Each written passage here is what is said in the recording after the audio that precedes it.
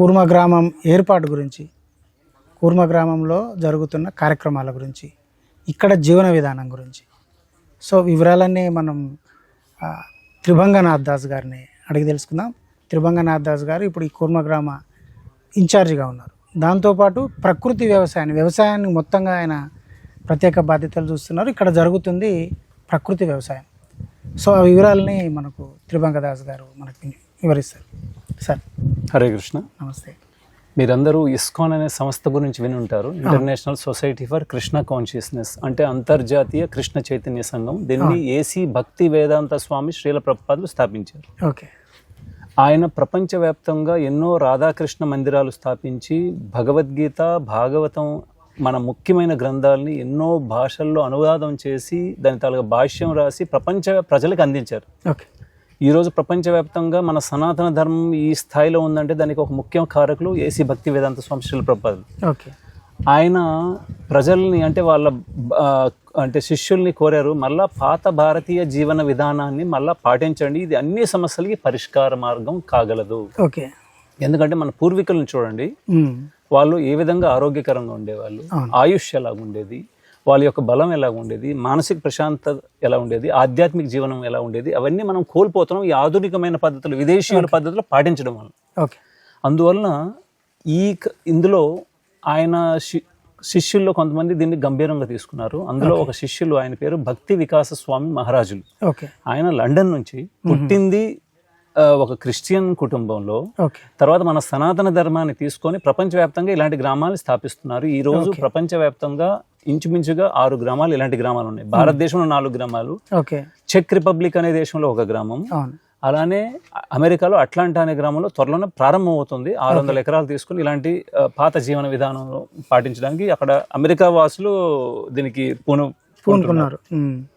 అయితే దీంట్లో ముఖ్యమైనది ఏంటంటే మనం చూడొచ్చు, ఇప్పుడు ప్రజల్లో చాలా సమస్యలు ఉన్నాయి. ఓకే.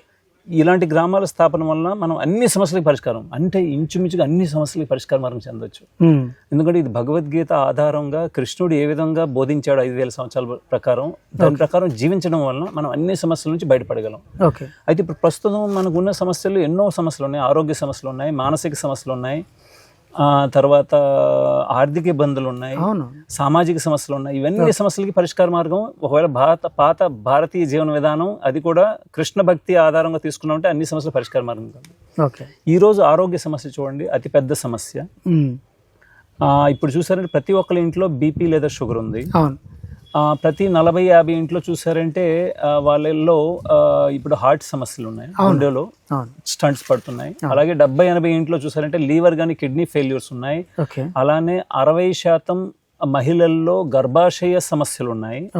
అలానే 40% స్త్రీల్లో గర్భాశయాలు తీసేస్తున్నారు. అలానే 150 నుంచి 200 ఇంట్లో చూసారంటే క్యాన్సర్ ఉంది. అంటే నేను పెద్ద పెద్ద రోగాల గురించి చెప్పాను, ఏ విధంగా హాస్పిటల్స్ పెరుగుతున్నాయి, రోగులు పెరుగుతున్నారు మనం చూడొచ్చు. దీనికి ఒక పెద్ద కారణం ఏంటంటే మనం ఎప్పుడైతే హరిత విప్లవం జరిగిందో అప్పటి నుంచి మన పంటలను పండించే పద్ధతుల్లో మార్పులు చేస్తాం. అంతవరకు మనం సహజ సిద్ధంగా నాటు విత్తనాలతో ఆవు పేడ, గోమూత్రం వాటితో పంటలు పండించేవాళ్ళం. ఎప్పుడైతే ఈ హరిత విప్లవం వచ్చేసిందో కృత్రిమమైన ఎరువులు ఉపయోగించడం ప్రారంభించాం. అంటే ప్రారంభంలో యూరియా, డిఏపి, పొటాష్ లాంటివి వాడాం. ఇప్పుడు ఏంటంటే మొక్కకి అవసరమైన సూక్ష్మ పోషకాలు కూడా భూమిలో కరువయ్యాయి. అందువల్ల ఇప్పుడు జింక్, సల్ఫేట్, బోరాన్ రకరకాల మందులు కలపాల్సి వస్తుంది. అదే కాకుండా విత్తనాల్లో కూడా మార్పులు జరిగిపోయి హైబ్రిడ్ విత్తనాలు అవి త్వరగా పండేస్తే మనకి పోషకాలు అందించట్లేదు. ఈ రోజు అందరిది బ్లడ్ టెస్ట్ చేయండి, ఏదో ఒక విటమిన్ దాంట్లో B12 కానీ, మల్టీ విటమిన్ డెఫిషియన్సీ కానీ, లేకపోతే D3 కానీ, ఏది కానీ. దీనికి అన్నిటికీ పెద్ద కారణం ఏంటంటే కృత్రిమంగా పంటలు పండించడం వలన ఒకటి కారణం, కృత్రిమైన ఎరువులతో పండించడం, హైబ్రిడ్ విత్తనాలు రెండో కారణం. మూడో కారణం ఇప్పుడు పెస్టిసైడ్స్ చాలా, అంటే పురుగు మందులు విరివిగా వాడుతున్నారు. కూరగాయల్లో కూడా చాలా విరివిగా వాడుతున్నారు. ఏవైతే మందులు వాడుతున్నారో అవి మొక్కల మీద ఉపయోగపడేది చాలా తక్కువ, ఆకుల మీద పడేది, మిగతాదంతా భూమి మీద పడుతుంది. ఆ భూమి వేర్ల వ్యవస్థ ద్వారా రసాయనాలను తీసుకొని ఆ విత్తనంలో పెడుతుంది. అది తినడం వల్ల మనం తింటున్న ఆహారం రసాయనమయమే కాకుండా విషమయమైపోతుంది. ఈ రోజు వ్యవసాయ కూలీల కొరత ఉండడం వల్ల కలుపు తీసే వ్యవస్థ కూడా రసాయనీకరణ చేస్తున్నాం, అంటే కలుపు మందులు వాడుతున్నాం. అది ఇంకా డేంజరస్ అది. అందువలన మరలా పాత జీవన విధానం పాటించామంటే ఆరోగ్యంలో తప్పకుండా మార్పు వస్తుంది. అందువలన మేము ఇక్కడ పంటలు పండించేవంతా ప్రకృతి వ్యవసాయం చేస్తాం. ముఖ్యంగా నాటు విత్తనాలు. ఏ కాలంలో ఏ పంటలు అవసరం అవే పండిస్తుంటాం. వర్షాకాలంలో అయితే మేము వేరుశెనగ కానీ, వరి, పసుపు, కందులు ఇవి ముఖ్యంగా పండిస్తాం. అలాగే శీతాకాలంలో పెసలు, మినువులు పండిస్తాం. ఎండాకాలంలో ఎక్కువగా నువ్వులు, పెసలు పండిస్తుంటాం. మాకేవైతే అవసరాలు ఉన్నాయో అవన్నీ ఇక్కడే పండించడానికి మేము ప్రయత్నం. రెండోది యంత్రీకరణ. అది కూడా మనం ఏంటంటే వేరే వాళ్ళ మీద ఆధారపడాల్సి వస్తుంది. ఇప్పుడు వ్యవసాయంలో పెట్రోల్ డీజిల్ వినియోగం అవుతుంది వల్ల కాబట్టి మనం ఆధారపడి ఉన్నాం. ఇప్పుడు ఎప్పుడైనా పెట్రోల్ డీజిల్ తాలూకు సమస్య ఎప్పుడైనా వచ్చింది, ఇప్పుడు ఆల్రెడీ వస్తుంది. అప్పుడు ఏంటంటే మళ్ళీ మీకు ఆధారపడాల్సింది ట్రాక్టర్స్ మీద. అందువల్ల మళ్ళీ మేము ఇక్కడ వ్యవసాయం అంతా ఎడ్లతోనే చేస్తాం. మా దగ్గర 5 జతలు ఎడ్లు ఉన్నాయి, వాటితోనే దున్నడానికి ప్రయత్నం చేస్తాం. అందువలన మనం ఈ పశు సంరక్షణ చేయగలం. ఒకవేళ ఈ రోజు పల్లెల్లో చూసారంటే ఎవరు ఎడ్లని పెంచట్లేదు. అంటే ఎడ్లు ఏమైనా పుట్టాయనుకోండి, దాన్ని కొంచెం పెద్ద అయ్యాక అమ్మేస్తున్నారు. అవి కటింగ్కి వెళ్తున్నాయి, అంటే స్లాటర్ హౌసెస్కి, కషాయశాలకు వెళ్ళిపోతున్నాయి. దాని తర్వాత పాపం ఎవరు అందరూ పంచుకోవాలి. అందువలన మళ్ళీ ఇప్పుడు అదే కాకుండా పల్లెటూరులో ఏంటంటే ఆవు ఎంతవరకు పాలు ఇస్తుందో అంతవరకు ఆవు ఉంచుతున్నారు, తర్వాత అమ్మేస్తున్నారు. అవన్నీ కటింగ్కి వెళ్తున్నాయి. అందువలన వాటన్నిటిని కూడా పరిరక్షించాలంటే ఇలాంటి మళ్ళీ పాత జీవన విధానంలో జీవితాంతం ఆవుల్ని, ఎడ్లని పెంచే విధంగా మేము చూసుకుంటాం. అందువలన ఎప్పుడైతే ఈ విధంగా శ్రమతో కూడుకున్న జీవనం ఉంటుందో అప్పుడు ఆరోగ్యం తప్పకుండా ఉంటుంది. చూడండి, ఆయుర్వేదం అనేది ఉంది. ఆయుర్వేదం అంటే ఏంటి? ఆయువు గురించి తెలిపే వేదం, లేకపోతే ఆయువుని పెంచే వేదం. ఆయుష్ అంటే ఆయుర్వేదం. అది ఎవరి ద్వారా వచ్చింది? విష్ణువు యొక్క అవతారం ధన్వంతరి ద్వారా వచ్చింది. అందులో ఏం తెలియజేయబడింది అందంటే ప్రతి ఒక్కరికి వచ్చే రోగాలు అనేవి ఎందువలన వస్తున్నాయంటే వాడు కడుపులో జరుగుతున్న జీర్ణక్రియ ఎలాగుంది. కడుపులో జీర్ణక్రియ సక్రమంగా జరిగిందంటే కఫ, పిత్త, వాయు దోషాలు ఉండవంట. అయితే ఈ కడుపులో జరుగుతున్న జీర్ణక్రియ దేని మీద ఆధారపడిందంటే వాడు రోజు పడే శారీరక శ్రమ ఎలా ఉంది. శారీరక శ్రమ కరెక్ట్గా ఉందనుకోండి, వాడికి రోగాలు తక్కువ ఉంటాయి. ఇప్పుడు ప్రస్తుతం మనం ఏవైతే పద్ధతులు పాటిస్తున్నామో అందులో అందరిది శారీరక శ్రమ లోపం వలన కూడా ఈ ఆరోగ్య సమస్యలు వస్తున్నాయి. అందువలన ఎప్పుడైతే ఈ యంత్రాలు విడిచిపెడతామో, ఈ రసాయనాలు విడిచిపెడతామో అందరికీ కొంత శారీరక శ్రమ అనేది లభిస్తుంది. దానివల్ల వాడి ఆరోగ్యం బాగా మెరుగుపడుతుంది. అందువలన ఈ పాత పద్ధతులు పాటించడం వల్ల చాలా లాభాలు ఉన్నాయి. అవన్నీ మేము వచ్చే వాళ్ళకు కూడా బోధిస్తాం. అదే కాకుండా భగవద్గీత ముఖ్యమైన జ్ఞానం ఏంటంటే అది తెలుసుకోవాలి. అంటే నేను చెప్పిన పాత పద్ధతులు పాటించడం వల్ల కొన్ని సమస్యలకు పరిష్కార మార్గమే మన పూర్వీకుల జీవనంలో కూడా. కానీ అందులో భక్తి అనేది లేకపోతే, కృష్ణ భక్తి అనేది లేదా భక్తి మన జీవనం లేకపోతే అన్ని సమస్యలకు పరిష్కార మార్గం జరగదు. కృష్ణుడు ఏమంటాడు భగవద్గీతలో? 4 సమస్యలు ప్రతి ఒక్కడు ఉంటాయంట. జన్మ, మృత్యు, జరా, వ్యాధి. మరల పుట్టుక అనేది ఎవరు తప్పించలేరు. మరల మరణం అనేది తప్పించుకోలేరు. ముసలితనం ఎవరు ఆపలేరు. రోగాలు ఎవరు ఆపలేరు. దీని నుంచి బయటపడే మార్గమే కృష్ణుడు తెలియజేశాడు.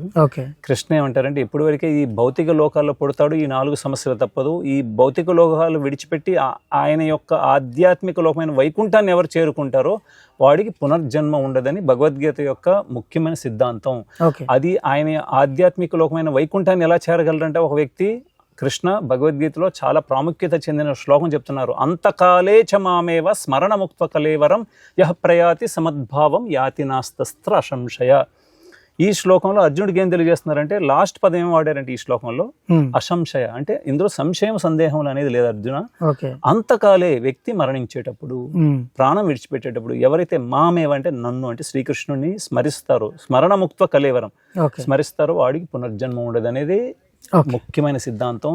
దానికి అనుకూలమైన జీవన విధానం కాబట్టి మేము అది ఇవన్నీ పాటిస్తున్నాం. అందువలన అంతే నారాయణ స్మృతి అంటారు. అంత సమయంలో నారాయణని, విష్ణువుని, కృష్ణుని, రాముని స్మరించాలంటే కృష్ణ భక్తి అనేది అవసరం. అది కూడా మనం కలియుగంలో ఉన్నాం కాబట్టి దీనికి ఒక ముఖ్యమైన మార్గం ఏంటంటే హరినామ సంకీర్తన.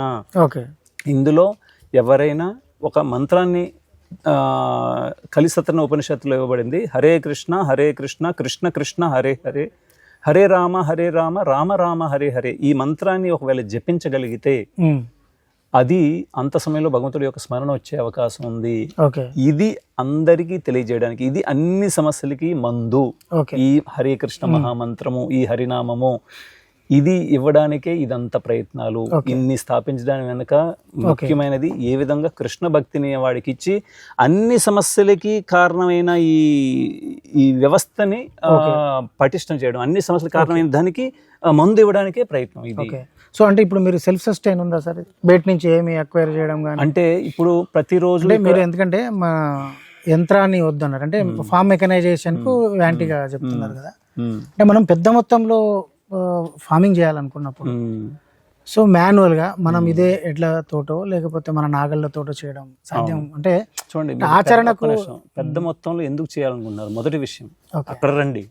ఎప్పుడైనా ఏదైనా సమస్యకి రూట్లోకి వెళ్ళండి, దాని తాలూకా వేరు వ్యవస్థలోకి వెళ్ళండి. ఈరోజు గ్రామీణులు వాళ్ళ యొక్క గ్రామీణ జీవన విధానంలో పాత వృత్తులన్నీ విడిచిపెట్టేయడం వలన, అదే కాకుండా వ్యవసాయం విడిచిపెట్టడం వలన మీరు ఎక్కువ పండించాల్సి వస్తుంది, వేరే వాళ్ళ కోసం పండించాల్సి వస్తుంది.